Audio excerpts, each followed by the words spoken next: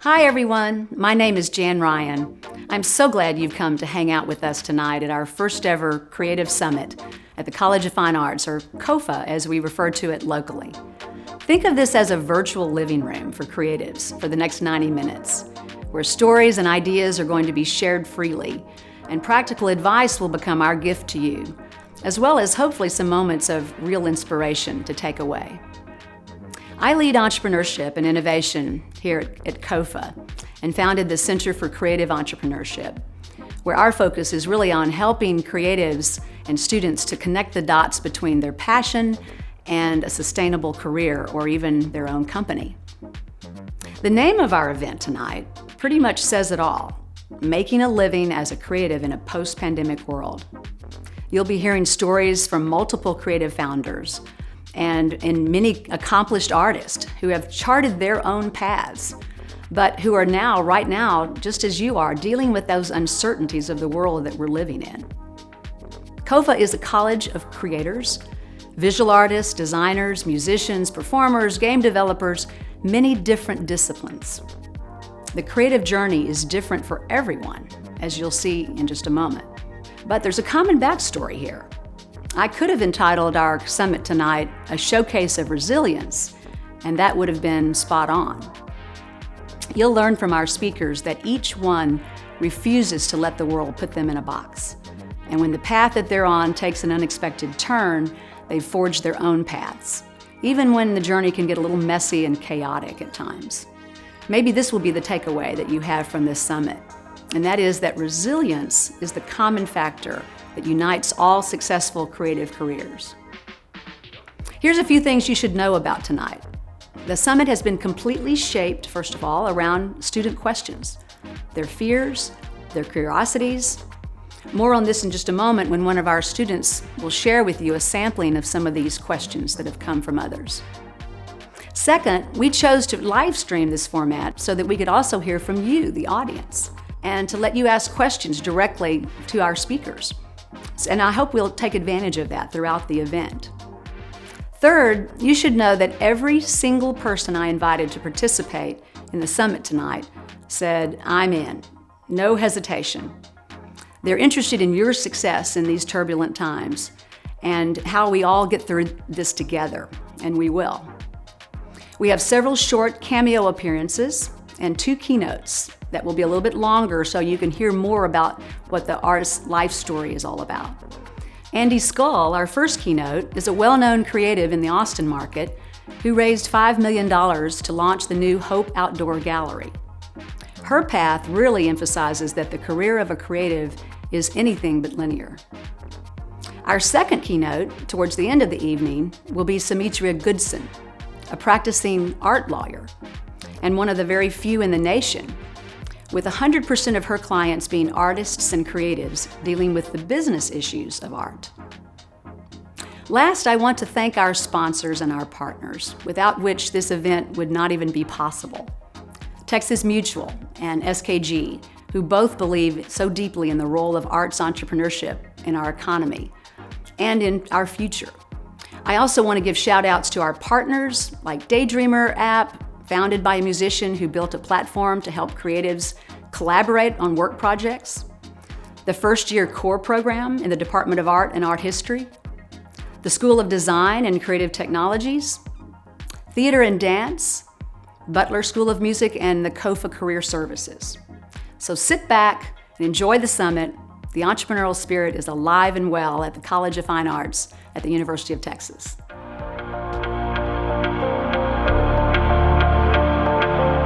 Hi all, my name is Skylar Tayton and I am a student at the College of Fine Arts working towards a Bachelor of Arts in Theater and Dance, graduating in the spring of 2021. Oh gosh, when I think what's ahead, I'll be honest, a new normal is equally as exciting as it is terrifying. Sometimes I waver between holding on too tightly or letting go too loosely to the things I love. For instance, as a theater and dance major myself, I had my sights on working in stage management on Broadway with The Big Show. With Broadway now being closed, it's hard to envision a future.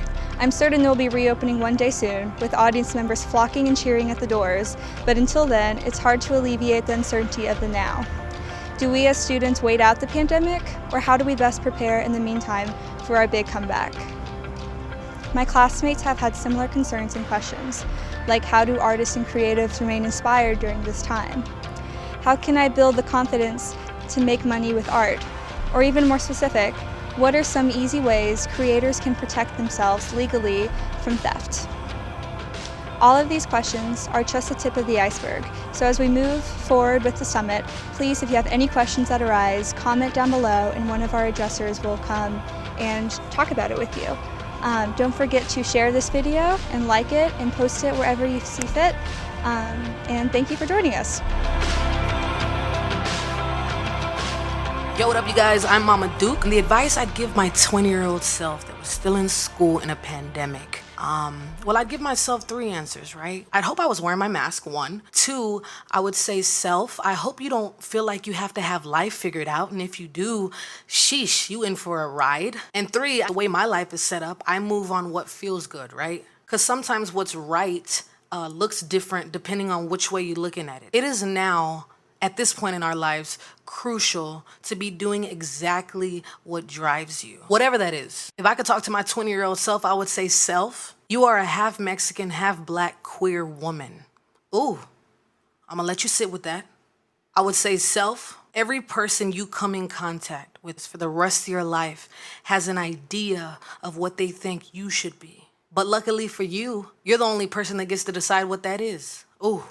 Regardless of what you're doing, to me, the answer is always connection. Whether you're selling something, you're building your brand, you're making friendship, you decide, it's all connection. To me, is being authentic. That's how I, as an artist, sell myself. I let people get a little closer to me. I let people in my house, and I let people see what I see every day. So regardless of what you're doing, please remain you. As cheesy as that sounds, hear me. We know if you're not comfortable in your skin, and that's okay. It's okay to be uncomfortable, but really, really try to dig and find yourself, because authenticity sells. So one of the questions that you all had is how challenging it will be to be an arts entrepreneur post-COVID. And I think that the pandemic has certainly shaken up the industry and created disruption, but with that, I think it's also created tremendous opportunities for young artists. With our industry shuttered for over 200 days, that's really forced us to think about how to get content out there. And one of the things that we've done is really turn to digital distribution. So you've seen things like Hamilton, a mega musical, being streamed over Disney. We've also had other musicals streamed through platforms like Broadway HD. And then there's been artist-created content that's gotten out there just through Zoom readings and Zoom concerts.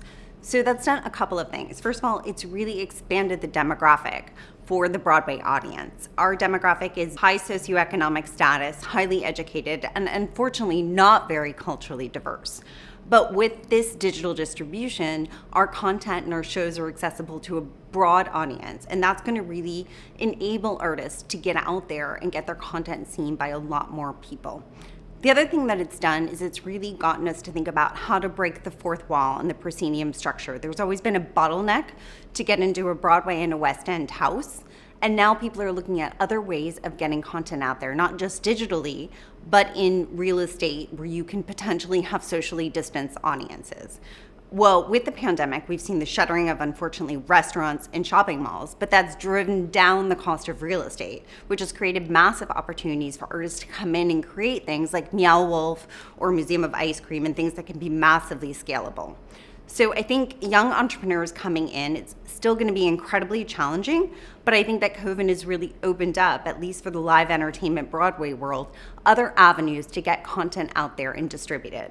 So my advice would really be stay flexible, stay open, look for opportunities, and don't be afraid to create your own content, because creating it digitally can be far less expensive than going into a workshop and spending hundreds of thousands of dollars or tens of millions of dollars to launch your show on Broadway.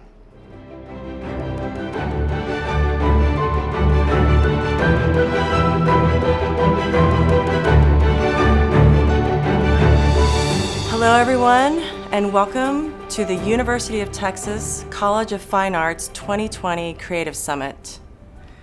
I was really honored when my friend Jan Ryan and the Center of Creative Entrepreneurship invited me to share my stories and journey at this special event. But honestly, when Jan talked with me about this in February, I was excited to have the chance to talk at my school since I am a UT alum, but never did I imagine that this event would be an online experience, which kind of makes it hard to crack jokes or tell anything that's funny. But what I also realized was the main difference about doing this event now was that I would be sharing decisions, practices, and ideas that I am working on right now in my career and my life based on this global pandemic. And that this would be reflected in the construction and development of the new Hope Outdoor Gallery Art Park that we are currently building across from the Austin airport. The most important inspirational and motivational part of this event is you. How important all of you are to the future of not only Austin, Texas, but to this new world. One of my favorite inspirational quotes comes from Martin Luther King Jr., and he said, "Almost always, the creative, dedicated minority makes the world better." To me, that statement is talking about you. Being an artist, or what I'm actively trying to rebrand as being a creative, truly takes dedication. And having the motivation to make the world better only stimulates the natural talents and courage that you already have and that have already gotten you to be where you are right now. Studying, learning, and growing into your own confident, creative self. Just a little background on me. I'm an Asian American creative producer and the founder and brand manager of the Hope Outdoor Gallery Art Park. I'm also the founder of Hope Events, the nonprofit production company that connects creatives with causes through projects and events, and is the organization that produces the HOPE, which stands for Helping Other People Everywhere, campaign. I launched HOPE in 2006 with the support of a whole community of creatives, artists, and musicians, and by teaming up and collaborating with an established, respected artist and friend who happened to also be launching a new arm of his company at the time, Obey Awareness, and that artist is Shepard Fairey. From 2007 and 2009, the organization grew and we launched the Hope Farmers Market, and that same year we ended up launching the Hope Outdoor Gallery, which none of us ever dreamed or anticipated would become such an historic landmark for Austin, and also truly the most dedicated project any of us would ever participate in. But overall, the simplified version of me is this. I am a creative entrepreneur that has consistently looked for ways to grow my artistic talents while also learning from others, dug deep to find my courage to take each step along the way, always created my own adventures to fuel my inspiration, paid attention to the timing and opportunities that were happening around me, and always, nonstop, been creating, doing, and working so that I can stay in the flow. And it is because of these 5 things that I've been able to provide consulting and contract design work with my company, Scull Creative, for over 20 years. But this whole journey really began in 1994 when I was a 19-year-old woman that was inspired to pursue my talents in art by becoming an art director and studying at the University of Texas at Austin. This was the important first step to dedicate my journey in the direction that I knew I was passionate about. This was so critical and literally the foundation for all the stories and ideas that I can share with you today. The amount of confidence and courage it requires to get out there, to create, and to try and even fail so that you can learn and make your own path.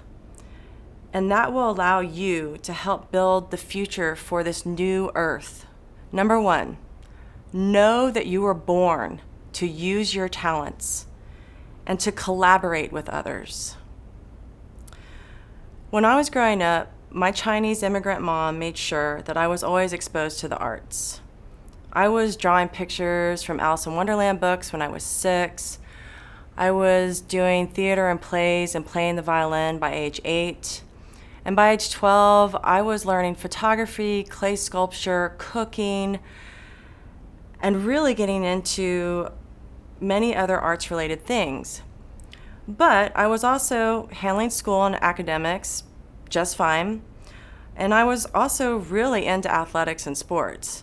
So by my senior year in high school, I felt like I had really given myself a chance to discover enough about myself to know that I was going to tell my Chinese immigrant mom that I was going to focus on the arts.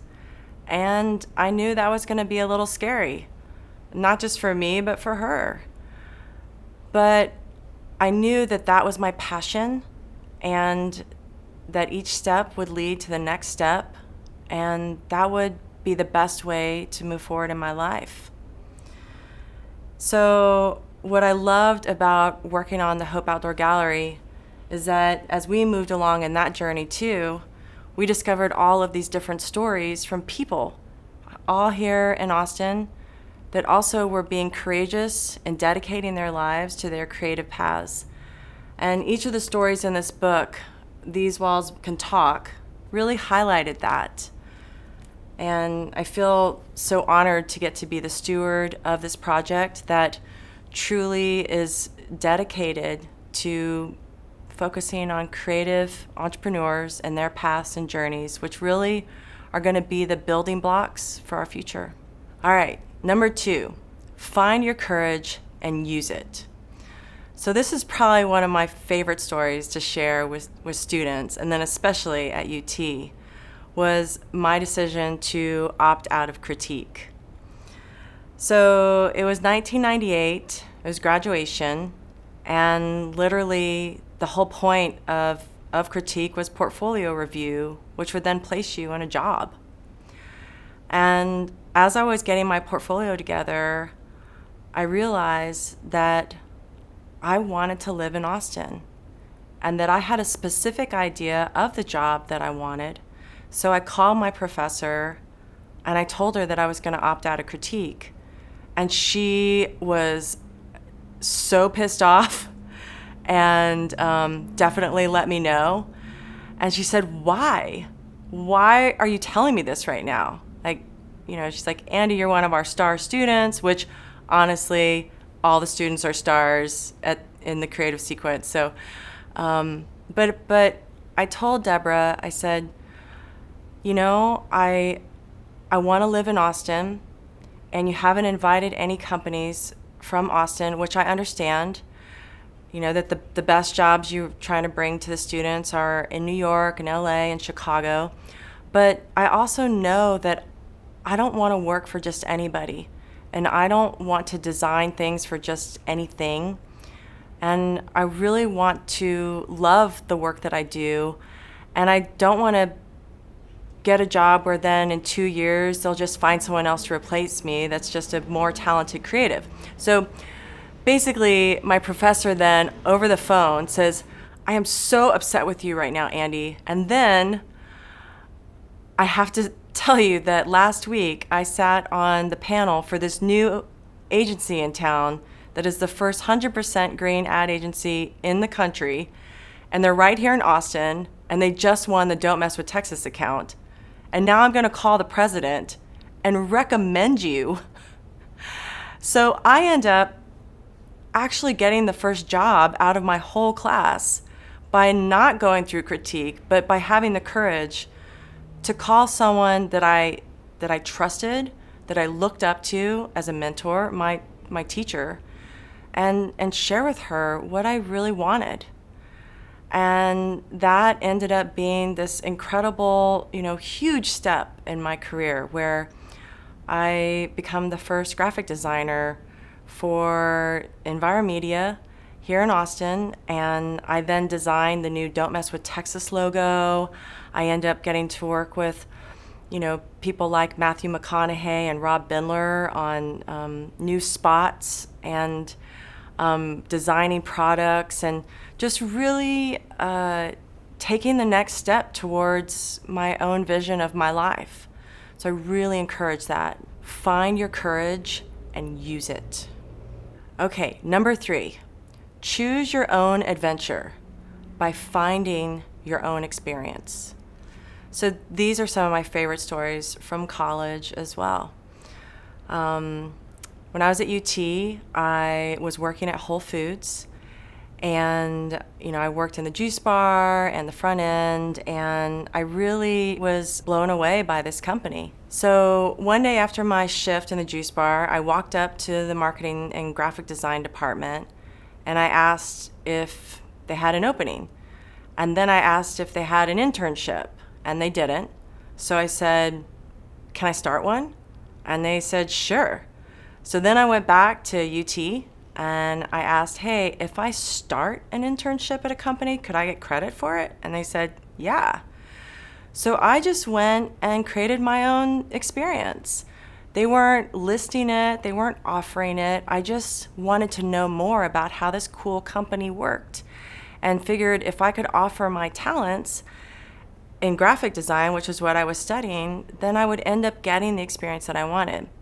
And so I've done that a bunch of times in my career. Another example of choosing your own adventure for me was I walked into my job as an art director, and I asked my boss, "How would you feel about me taking a sabbatical and going and working on a film?" Things were a little slow, and we didn't have as many clients, and I asked my brother if he could get me a job on one of the films that he would be working on next as a PA. And so it turns out my boss was so grateful that I was even offering up for the company to take a break from my salary, that she also said, "Andi, this is so generous of you," which to me, I really just wanted to go get more experience, learn more, be more of an entrepreneur that was creating my own path. And that all these would end up being skill sets that I would eventually use one day in my own company. But she was so grateful that she's like, "If you do it, we'll keep your desk and we'll still pay your benefits." I mean, so again, bringing up the word collaboration and really thinking about win-win scenarios, I think is also a great lesson to learn in making your own path. But basically, my brother then asks if there's a PA opening, and turns out that they needed a graphic designer on this film set. So I go in and interview. I'm hired on the spot.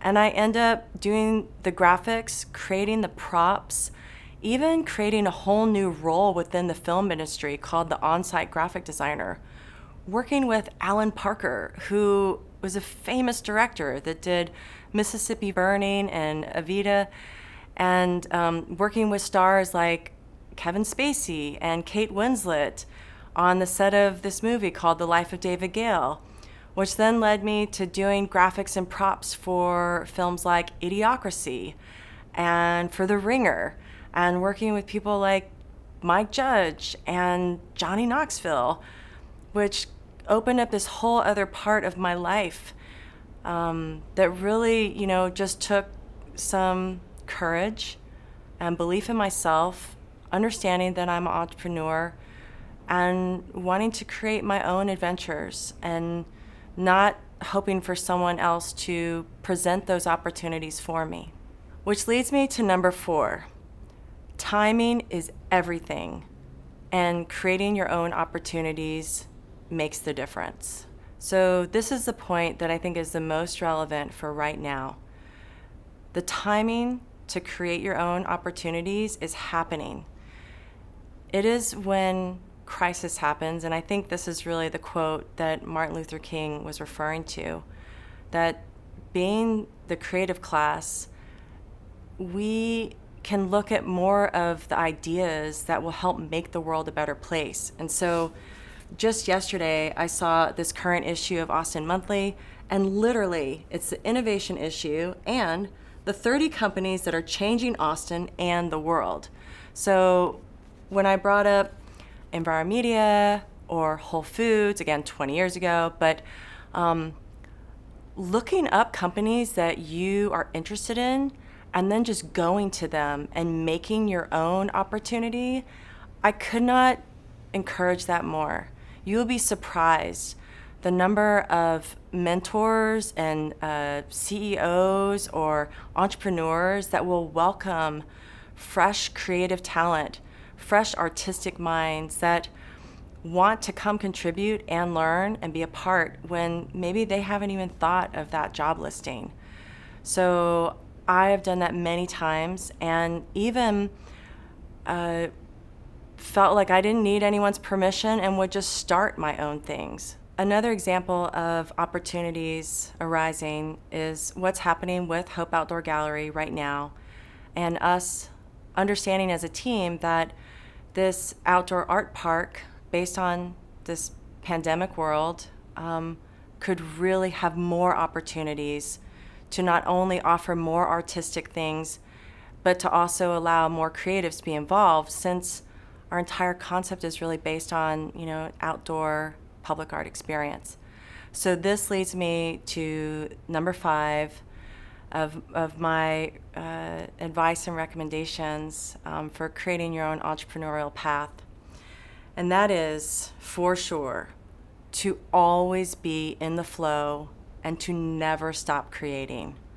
So when opportunities come up, that means getting creative. But even if the opportunities aren't there, you'll find that if you're just consistently doing that, the flow that you have with your own creative will lead right into the next steps that are a part of your life, that will be a part of your career and a part of your business. So that leads me to a really awesome story about Shepard Fairey. In 2006, Shepard Fairey and I started the Hope Helping Other People Everywhere campaign. And, that was focused on connecting creatives with causes, but specifically to educate the public about the genocide happening in Darfur. This then led to another campaign contacting Shepard that was focused on getting a gentleman named Obama elected for president. And their 3 main words were progress, change, and hope. Well, it just happened that we were already seeing a lot of success with people's interest in the word hope, and I think that made it a little bit easier for Shepard to focus on that word. But regardless, what I then watched happen and the world watched happen was tremendous. This artist who had always believed in his talents and had pursued them and made decisions that took courage and real dedication. And if you've ever read or watched any documentary about him and his wife Amanda, the amount of times that they have taken a step forward without knowing what would happen next really can help be testimony to hopefully what I'm sharing with you. But watching him really focus on making this campaign successful and helping to motivate more people to get out and vote by using his talents through art and partnering up and collaborating with people like DJ Z-Trip and doing events that would get people registered to vote, that this guy and his group really helped get the first Black president elected in the United States of America, which then led him to be the first street artist in the portrait gallery of the Smithsonian in Washington, D.C., of which when you go in there are oil paintings, all other types of portraits. And then you have this street artist that then became the cover of Rolling Stone's, Time magazine. I mean, really left a mark on the history of the world. So on that note, I encourage you to think of that story and all the other ones that I've shared as really knowing that you are the future, that the highlight of this summit is you, and the importance for you to believe that and know that creatives are going to be the building blocks for the next generation and everything that we see next. So if you're interested in opportunities, feel free to contact me. We are going to be resuming construction with the Hope Outdoor Gallery, and there's going to be a lot of different ways that all of you can and should be involved. And then again, please look up other companies around you, and don't be afraid to reach out and ask them, hey, can I come help and collaborate with you? Because I bet you'll be surprised. Hey everyone, I'm Natalie Fan. Welcome to my office. I'm with SoundSync Music. We are a sync licensing company. We work with music supervisors and pitch music to them to get placements for our artists within film, TV, and commercials.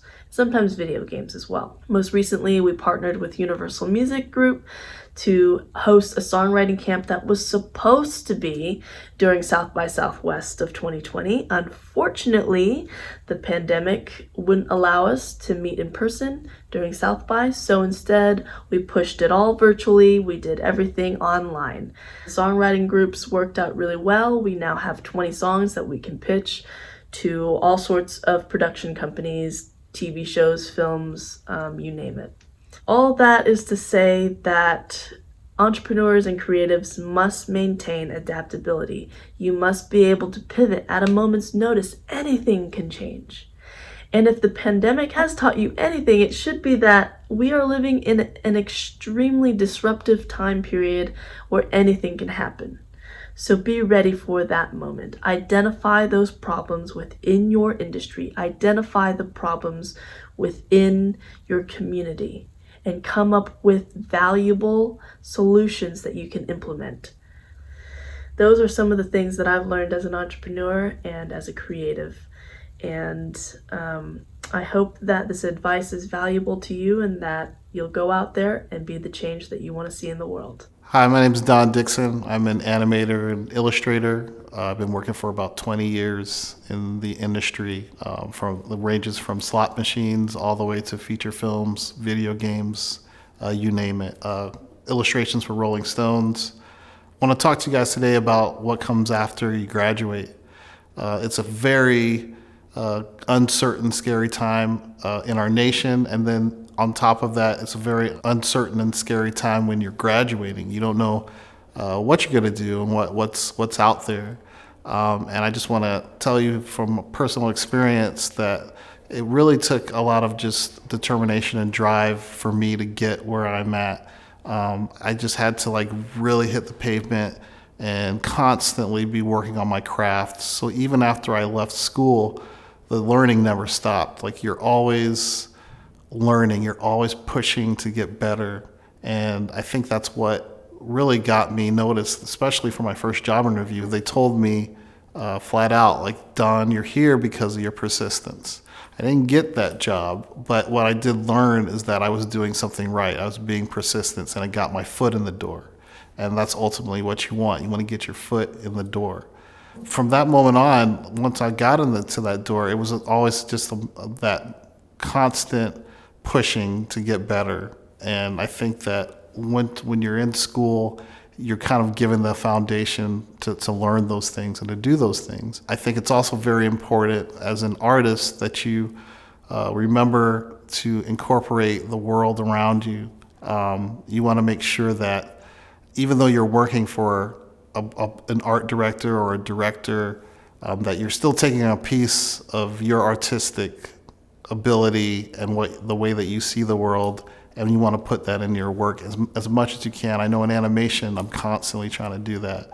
At the end of the day, it is a job, and you have to make sure you're following your art director and your supervisor's guidance. But at the same time, what makes you stand out as an artist is always putting that particular bit of you into the work. I also think it's very important to think of yourself as a business. A few years back, I was standing on a corner with a 35-year Disney vet, and our studio was just about to close, and we didn't know where we were going to end up. But we stood on this corner, and he stopped me, and he gave me this advice, and he told me, Don, always think of yourself as a business. And I remember at the time I thought that was a very cold way to see yourself, like as this business. And I didn't understand it at that moment on the corner, but later I did understand. And what he meant was, as an artist, you have to see yourself as a person of value. Every company has a value, and that's how they sell themselves. That value is what's going to get you the next job, and it's going to get you the jobs that you want. So if you're always looking at yourself in that, with that viewfinder, you're going to get where you want to be in life. I personally am at the stage now where I'm wanting to take things that are real personal to me and put them in my art, because I feel like there's a balance. I have my day job where I'm listening to what art directors want, and then there's my time at the end of the day where I'm making art for me. And with the nation and our country and the way it is right now, the pandemic, there's just so much to process, and there's a lot of emotion involved.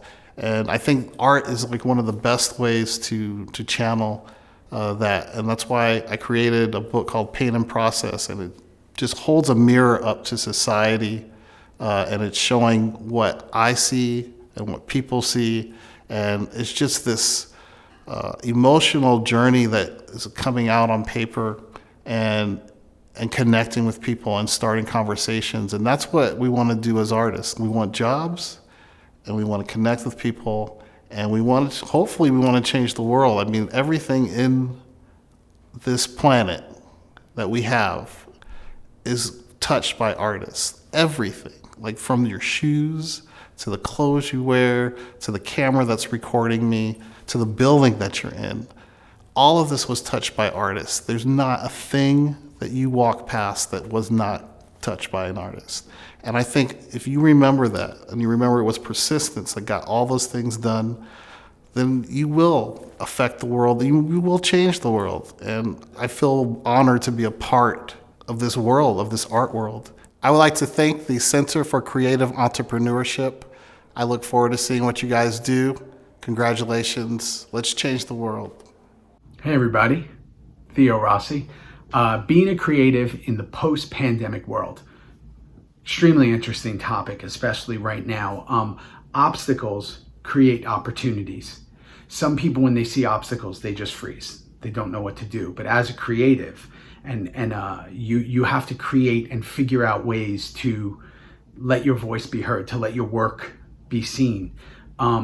You have to realize what the opportunities present you. I'm in a business for the last 20 years, Hollywood, that was completely devastated. Hundreds and hundreds of thousands of people out of work, and most not knowing what to do and how to go back in the current situation.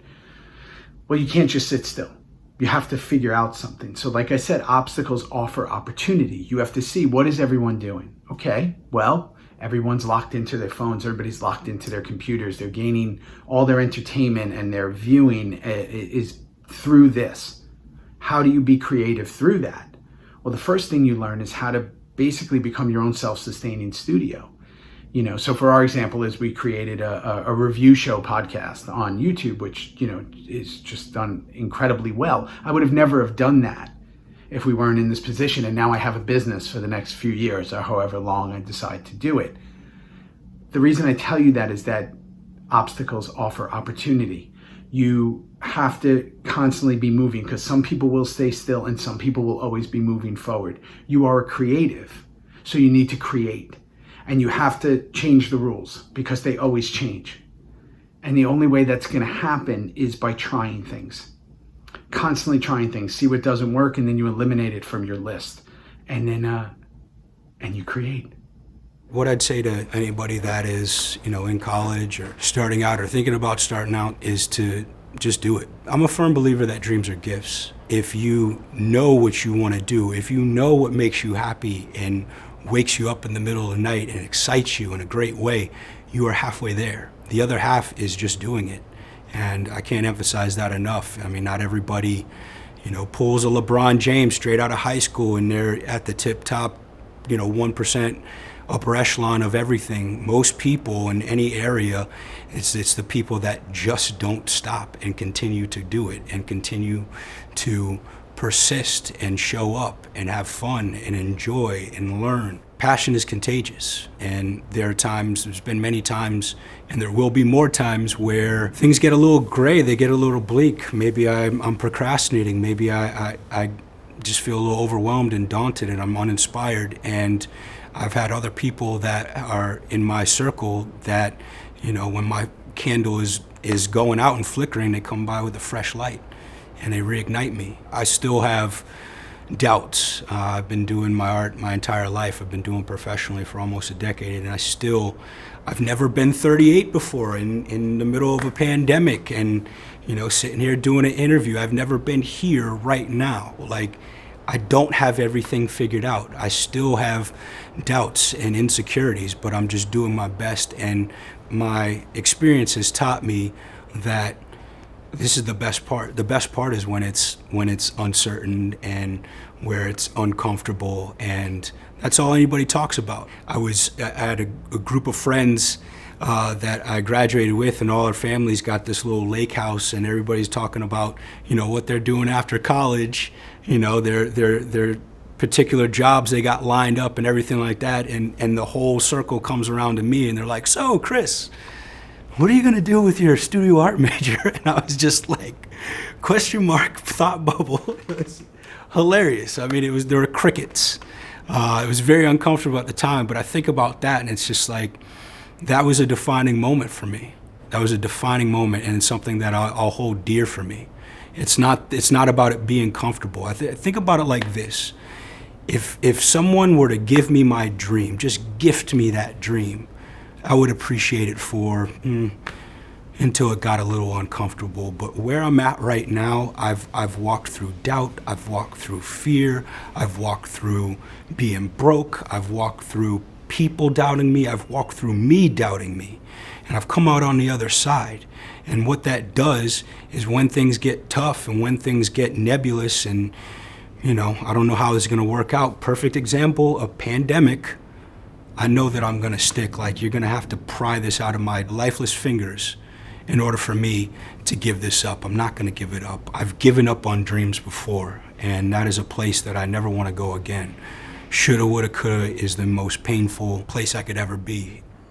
I felt compelled to make this mural at Native Hostel, If He Can't Breathe, We Can't Breathe, in response to George Floyd's public execution. I just know for a fact that it's a fundamental problem, a systematic problem that gives birth to things like police brutality and Wall Street being bailed out during a pandemic and kids in cages and you name it. Any vex, any ism that's going on within not just our country but within the world is coming from a system that serves the few and not the many. As soon as I put the first brushstrokes on the wall, there was some sort of an exhale spiritually. And it didn't remove or erase any of the feelings, but at least I felt like I was doing something in response. And the 3.5 weeks that it took me to complete the project, within that almost month, literally every day that I was working on that, I talked to dozens of people because there's a high traffic area and people would just stop by and we talk. I mean, people from all different walks, and that was one of my main functions for that mural, is to get people that normally don't talk, people that normally don't mix, talking about the same thing and getting on the same page that we, not just black people, we have a serious problem and we are the solution. And so I just witnessed so many people getting that same sense of relief as me, being able to talk about things that are really uncomfortable and connect the dots and see the humanity in one another. And that, I feel, is what's going to be the real healing going forward for everybody.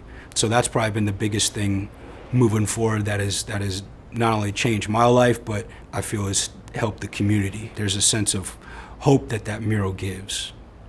The last thing I'll say that is, you don't have to experience, but this is something that I've experienced that has just really fortified my resolve in pursuing what I want to pursue, and that was in 2009 losing my mother, who was single-handedly responsible for any positivity, optimism, anything that I had going on in my life. She encouraged everything. She was my home.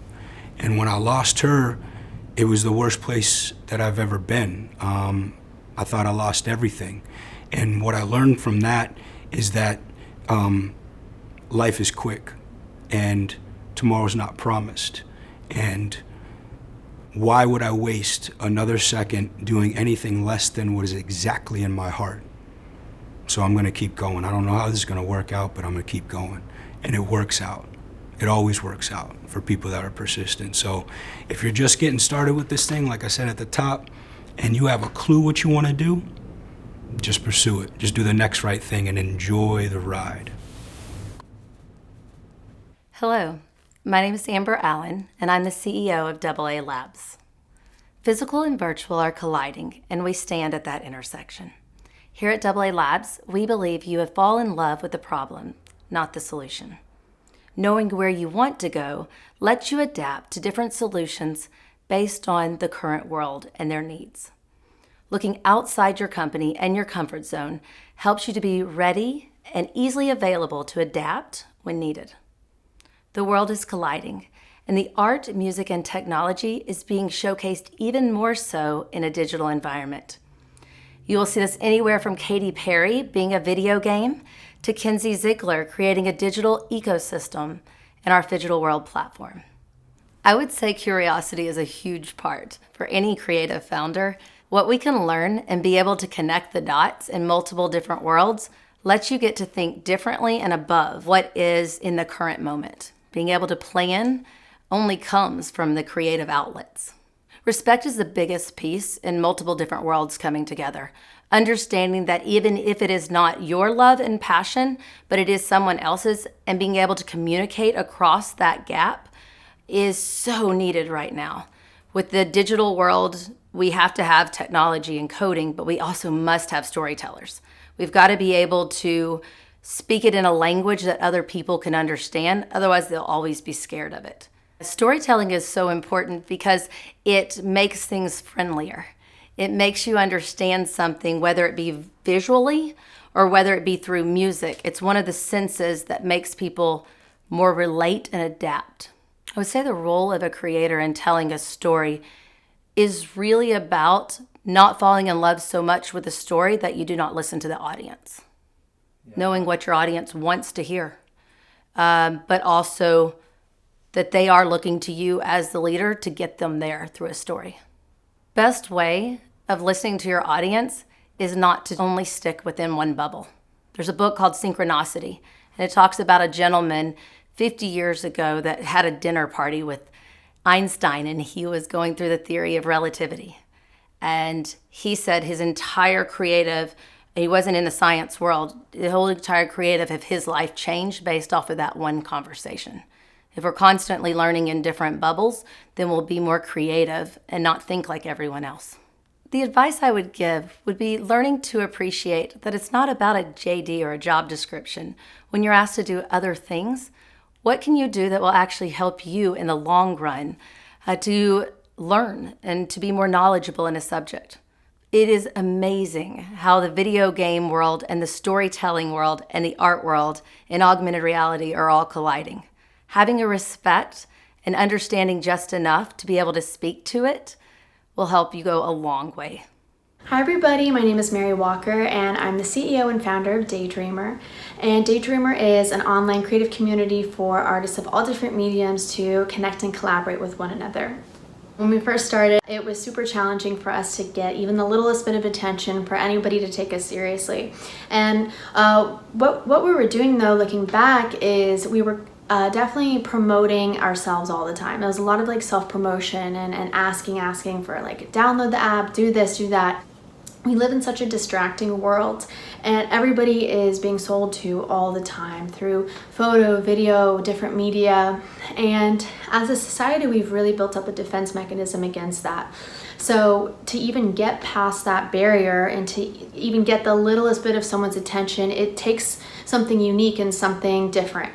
So the big mindset shift came maybe 6 or 7 months after we launched, and we started to do value-driven content, and really, instead of saying what can our user do for us, saying what can we do for our customers. And that's exactly what we did. We threw events, we did artist spotlights, we did a ton of different unique things to provide value to our audience first and foremost. And from then on, it was so much easier to build a relationship. People remembered us, we got a lot more users, and things just kind of fell into place a lot more organically at that point. So if you're struggling with that, that's definitely my advice to you. If you're trying to build an audience, think, what can I do for my target audience? And think about it without trying to get anything back, without any contingencies, and you will be so amazed by how much easier it is for that relationship to flow. Hi everyone, I hope you're enjoying the summit so far.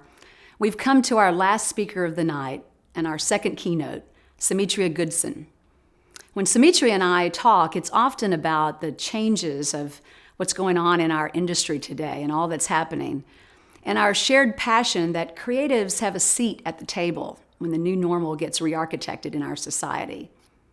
Her whole career is about making sure that artists understand their rights, protect their art. As an art lawyer, her practice is shaped around the needs of creatives and artists. Sumitria also wants to give back by creating 3 videos of content that she'll be sending you, for those of you that have registered, after the summit, so that you can have even deeper and more specific advice on contracts, the structure of a business entity, and copyrights. So stay tuned for that. But before we bring Sumitria on, I have a quick treat for you. The amazing Scull Bailey is here. Scull has been awarded 2 Grammys and is known widely as one of the finest cellists alive today. Scull wanted to participate in tonight's summit, but with the gift of music. He believes, rightly so, that music transforms lives. And he's chosen a very unique setting, as you'll see in a minute, to perform for just a couple of minutes his magic for us. So please welcome Scull, and then immediately after that, Sumitria Goodson will start her talk. And once again, thank you so much for being here.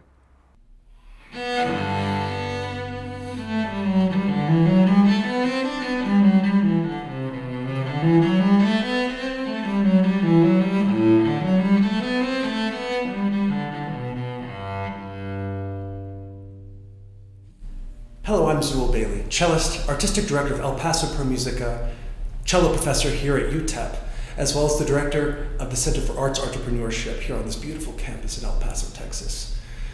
I'm here to talk to you for just a brief moment about the arts in these unprecedented times. Never more than ever have I realized the power of music and how we need to be innovative and flexible to move forward.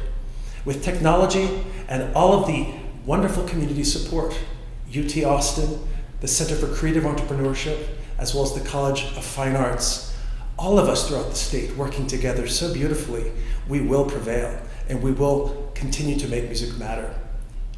Onward and upward. And here's a little more Bach to hopefully serenade you and make your day even more beautiful.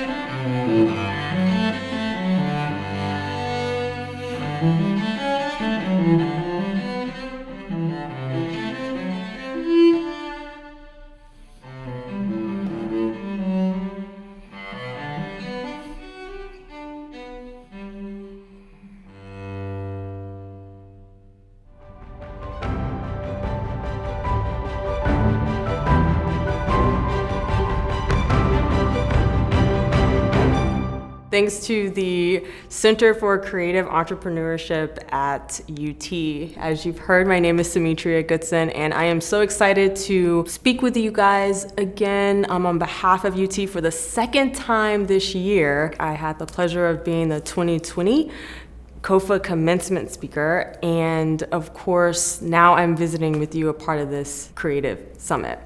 I'd like to share some thoughts with you all about the creative economy, the power of creativity. Also wanted to give you some tips or share my thoughts with you about what I would do if I were a student or if I were a creative entrepreneur.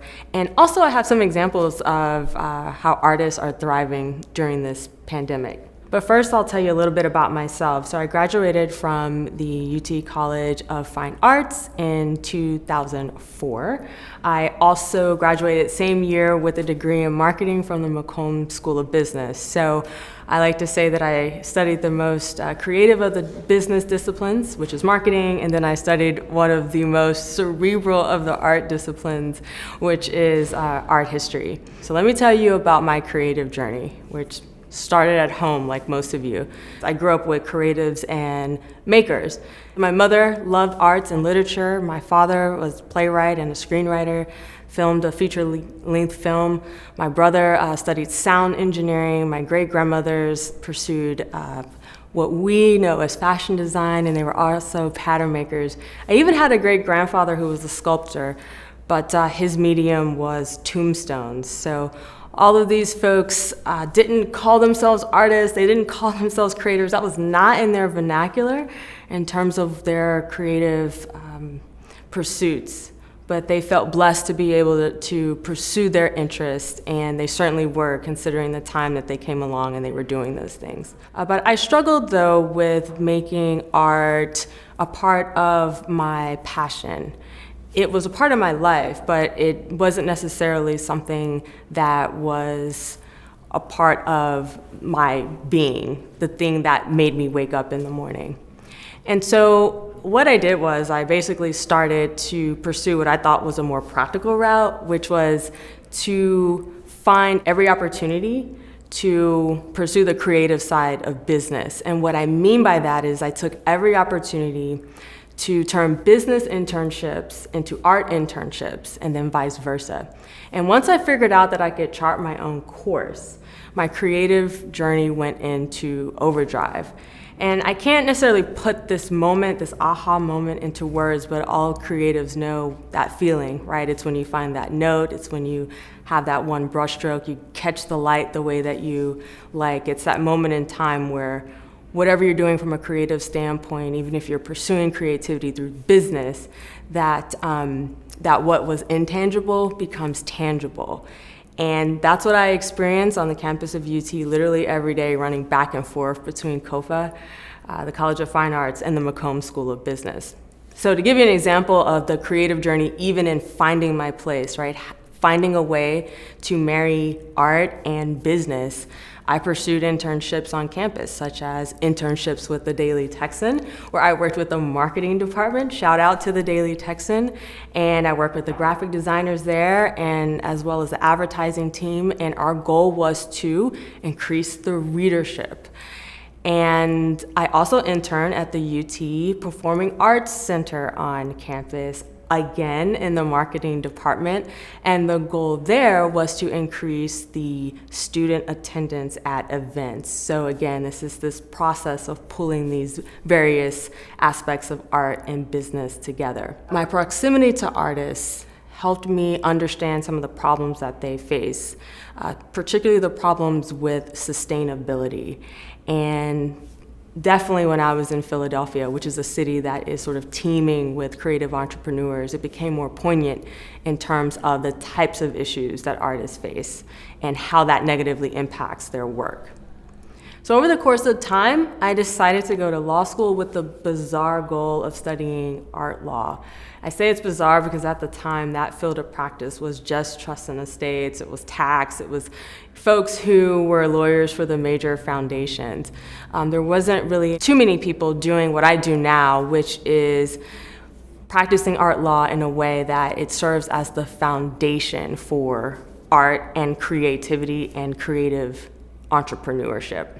then the task was to marry not just art and business, but art, business, and law. So I did what I did at UT. I just took every opportunity to turn every legal internship into an art internship. So that included things such as working with the real estate division of the Philadelphia City's Attorney's Office. And I was working with the real estate division because they supported the Art Commission. That also included going all the way to Nashville, Tennessee, where I worked in the general counsel office for a record company. And I focused there with trademark and other copyright issues related to record labels. I'm sharing this with you to press the point that there is a world of opportunity for you out there. And half the time you have to chart your own course to pursue these opportunities, and that can feel lonely at times. But once you harness creativity as like the force that is pushing you through whatever it is that you're interested in, you can do all sorts of things, including run a law firm and pursue surface design. So I told you that I would talk to you about the creative economy, and that's one of my favorite topics. So not only do I represent artists, creatives, entrepreneurs, and all of those folks, but now you've learned that I'm also pursuing my own creative entrepreneurship journey. And that means that I'm both a service provider in what is known as the creative economy, as well as a producer in the creative economy. So what is the creative economy?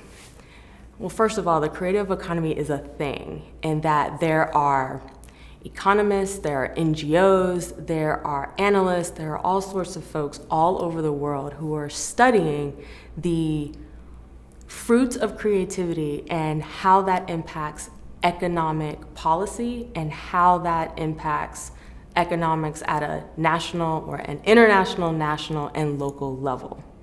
So really it's the macro view of things.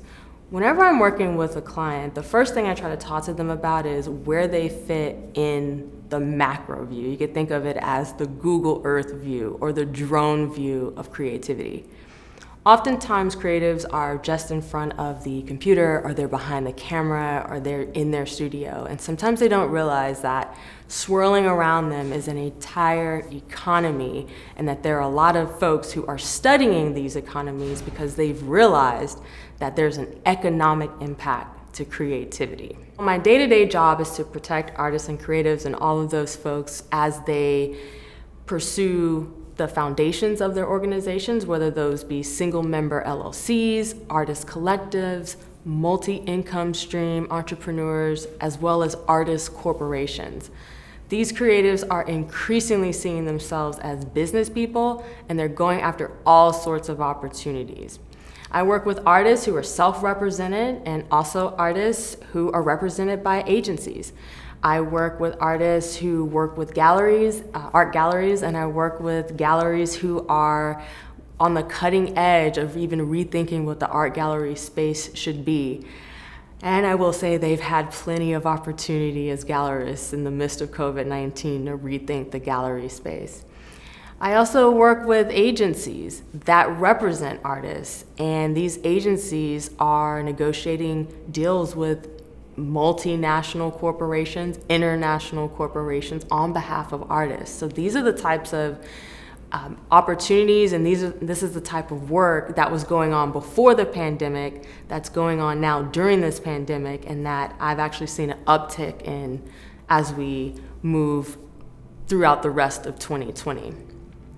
The other thing that I'm seeing is that there are a lot of multi-hyphenate artists who are not only working across disciplines, but they're also segmenting their product and service offerings by using licensing. So what they're essentially doing is they're monetizing different aspects of their portfolios and what they make as a creative, and they're segmenting those out across various industries. From the large brand perspective, it's no secret that companies and brands are reaching out to artists because they're seeking to work with creatives. Whether it's someone hiring a muralist to create art for art's sake or to create art for Instagram's sake, these are the types of opportunities that I'm seeing various artists take advantage of during this pandemic. And I've also seen an uptick in collaborations with artists, and to be perfectly honest, some of these deals are pro-artists and are helpful to artists in their long-term sustainability, but some of them aren't. All that means, though, and nevertheless, is that there are opportunities out there. And so the more artists think about themselves as creatives in the creative economy, who are businesses, the more these opportunities open up for them. And to that end, what I see almost every day is the monetization of creativity. And creativity is monetized through the use of intellectual property. So intellectual property, or IP for short, protects essentially the fruits of creativity. You have four main types. You have trademarks, you have copyrights, you have patents, and you have trade secrets. And using these elements of IP and therefore protecting these elements of IP is the main driver to, in my opinion, the economic economy. So what I mean by that is if you look at some of the top brands, no matter what industry they're in, the majority of the value and the valuation of their company is wrapped up in their intellectual property. So again, you as a creator, even if you're a painter, painting canvases, or a photographer who's taking photographs, one of the things that I want you to understand is how important that is in terms of the value of the work that you produce for clients. They use that information to be able to support their brands, and I would even tell you that when companies are pursuing their trademark applications, they actually have to submit evidence of their usage in the marketplace, and a lot of that evidence is produced by creatives and creative entrepreneurs. For example, I represent an artist duo who's a band. They're videographers or copywriters, they're writers, they're photographers, and what they've done is that they've segmented all of these various aspects of their businesses into different LLCs, and they're protecting their IP, which includes, I might add, copyrights for music. And of course, if there's copyrights for music, then eventually there'll also be royalties. So this is an example of a duo, a team who's working together to provide all sorts of creative services. But what they're doing is they're doing it in a way that segments out the legal risks with operating these companies across the board, and they're also protecting their IP. So the point of me sharing that example with that creative duo is to press this point. Once you grasp intellectual property and the value of intellectual property, you can build more resiliency into your art practice, and you can negotiate better deals, and you can create sustainable practices. Now, as you can tell, I can talk about this subject all day, but as we come to a close for this summit, I do want to leave you with a couple of thoughts. So, if I were a student right now, I would go to every summit, as you are attending this summit, workshop, panel discussion, any and everything that you can get your hands on, any information or anything that you can attend that discuss the business side of the arts would be a worthwhile investment on your part. That even goes for my art history students. And I say that because sometimes it's the art history students who don't necessarily think that they need to understand the business side of the arts because they see themselves as curators or see themselves working with arts organizations.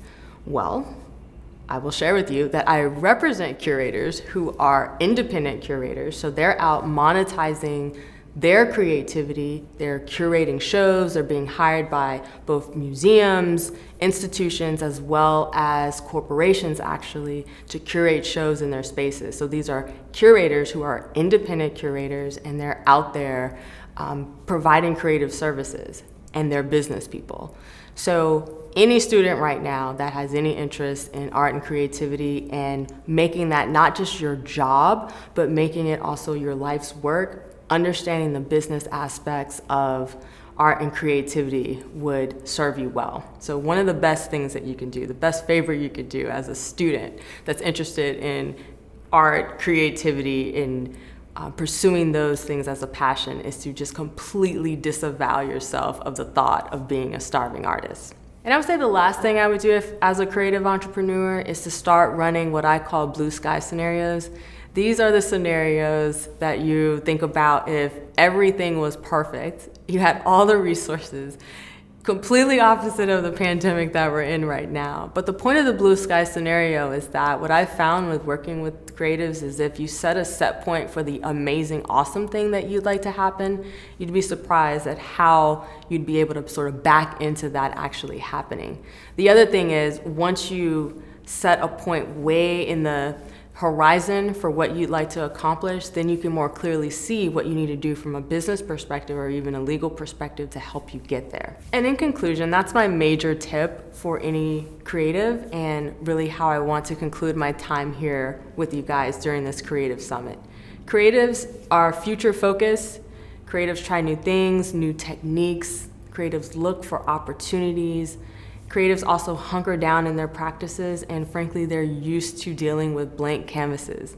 And that takes me back to the point that I made at the very end of my commencement speech earlier this year, which is that creatives are uniquely gifted and talented and positioned to deal with uncertainty, with rapid fire change, every single thing that we have experienced during this pandemic.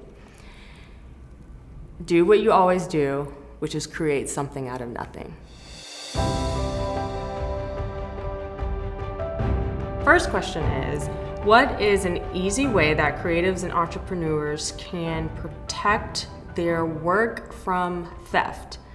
This is a good question. I get this all the time, but I'm going to reframe it a little bit as lawyers do. So the idea isn't necessarily that you want to protect your work from theft. The idea is that you want to reduce the likelihood of copyright infringement. So most of the time when folks come to me and say, hey, someone's stolen my work, what they mean is that they've put the fruit of their creativity, whatever it is, out possibly on a digital platform, and they've noticed that someone is using that work either without giving them credit, which is attribution, or most likely without paying them anything. And so they come to me and say, hey, someone has stolen my work. They stole my work, there's been a theft. And so what I say is what I just said to you, that it's really a matter of reducing the likelihood that someone will infringe on your copyrights or infringe on your work. And there's a couple ways to do that. So one of the ways that you can do that is to make sure that whenever you transfer files, for example, be them high resolution images, which you want to only do with a watermark or some other feature. But whenever you transfer any sort of file, you want to have it password protected. That is an easy way to reduce the likelihood of copyright infringement because you put a barrier between yourself and someone who may be trying to take your work. And so to piggyback on what I just said about watermarks and copyright signs, whenever you do upload something online, you want to make sure that you have your name, your logo, something that's actually on the clip of the work or on the photograph itself, whatever the image itself, because what you are doing is putting the world on notice that you're asserting your copyright ownership over that work. It's one more barrier. It's something that creates an extra step for someone to go through if they want to take your work. I would say the third thing, and this requires a little bit more effort, is you really just want to be careful with who you share things with. And if you are submitting proposals or if you're working with folks and they're asking you to share information with them, you can do so, but you might want to put a little disclaimer, which is what I call an NDA light. What that means is you say, okay, I'll share these images with you, I'll share this work with you, but understand that I'm asserting my copyright protection in the work, and any use of the work without a license is copyright infringement. So that's a way to reduce the likelihood of copyright infringement with your work. What are some things that content creators should be aware of when approaching companies for deals and sponsorships? Another good question. I often get this question right in the middle of a deal or a negotiation. So folks will have a contract that's sent to them and they want me to review it, and so they kind of ask a similar question. So this is what I would say. One of the main things that you want to be aware of as a creative, especially if you're working with a large company or a party on the other side that has more power than you or more resources than you, You want to keep in mind that you may talk to the business people and you have one deal, but by the time it gets to the accountants and the lawyers, there's going to be some terms in there that are very pro the third party or the other side and not necessarily pro artists. So sometimes in working with these major corporations on sponsorships and deals, the creative doesn't realize that the other party is negotiating in their best interests, even if the business people are addressing the project as some sort of collaboration. So that's one thing to keep in mind. I would say the other thing with working on deals and sponsorships is that the terms are negotiable. So oftentimes what creatives will do is they'll get super excited because some big brand name company has reached out to them and they will accept the terms without even looking. It's very dangerous because you want to, at minimum, make sure that you understand who owns the copyright in your work. But beyond that, you want to take a look at the terms to make sure they make sense. So one of the things that I see often that artists and creatives do is they conflate or confuse the difference between selling their copyrights to their work and licensing the copyrights to their work. So the difference is, if someone wants to license your work, that's usually at one price point. If they want to purchase your work, that's at a different price point, which is typically higher than a license agreement. So what I'll see is creatives and artists, again, excited to be contacted by the big company, and they just simply forget that they can actually negotiate some of the terms. Should creators be worried about content ownership rules of emerging platforms like TikTok? And TikTok has the right to use your likeness in advertising. You know, I would say that there's so many platforms. I'm actually learning about different platforms, I feel like, on a daily basis. And all of them do have their own terms of service and terms of use policies. So one of the first things you want to do if you want to use these platforms is make sure you hover over to, it's usually at the bottom of the page, hover over to the terms of service and make sure you understand what their requirements are for copyright ownership. And then you also want to see what their procedure is for copyright infringement. So it's a well-known fact that there are some platforms that are more helpful when there's issues with copyright infringement. There are some platforms like YouTube where if you follow their procedure, they'll actually take down the allegedly infringing work. There are other platforms that don't necessarily operate that way. So you just want to make sure you understand their policies and how they deal with content. The other thing I would add is that when it comes to the legal landscape, sometimes the law is a little bit behind what's actually going on the ground. So there aren't any special copyright rules, if you will, that apply to these platforms. So if something were to happen in terms of copyright infringement, most lawyers like myself would take a look at precedent. They would take a look to see what courts have decided in the past about copyrights in these various environments. I would say what's happened with the digitization of music is a good framework for maybe how a court would respond to the issues of copyright infringement on some of these other platforms. But my point is that you want to take the steps to protect yourself on these platforms instead of necessarily relying on copyright infringement law or any other thing like that to protect you in these environments. Well, I've certainly had a good time visiting with you guys and participating in this Creative Summit. I hope what I said before, as well as the answers to these questions, help you on your creative journey and the next step that you're going to take. Thank you. Oh, and hook 'em.